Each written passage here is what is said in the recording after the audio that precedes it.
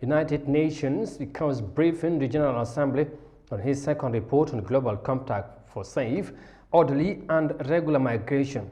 The UN chief says on Wednesday that the priority is to promote inclusive societies and include migrants in COVID-19 response and recovery efforts.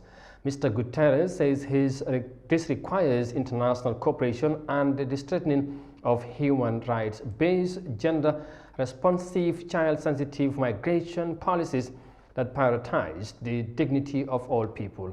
Lena Igwenjiba has the details in this report.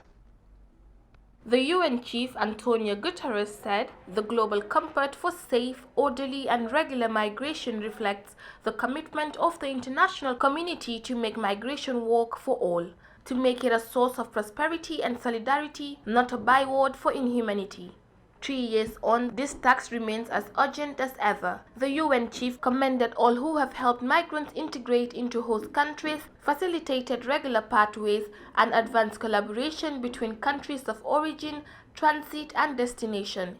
Encouragingly, we have seen a number of governments step up, working to better protect the human rights of migrants, irrespective of status, breaking down barriers to ensure non-discriminatory access to essential services, including vaccines, expanding and diversifying migration pathways, and suspending forced returns. However, Mr. Guterres says the second priority is the need for safe and regular migration.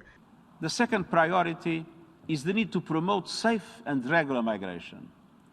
Today, over 80% of the world's migrants move between countries in a safe and orderly fashion.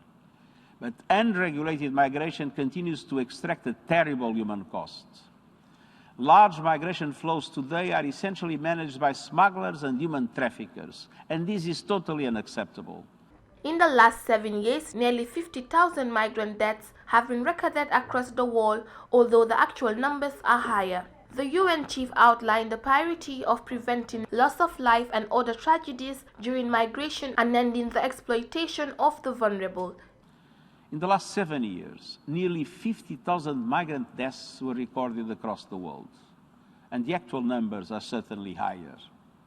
Behind each number is a human being. Each perished in pursuit of what we all seek: opportunity, dignity, and a better life.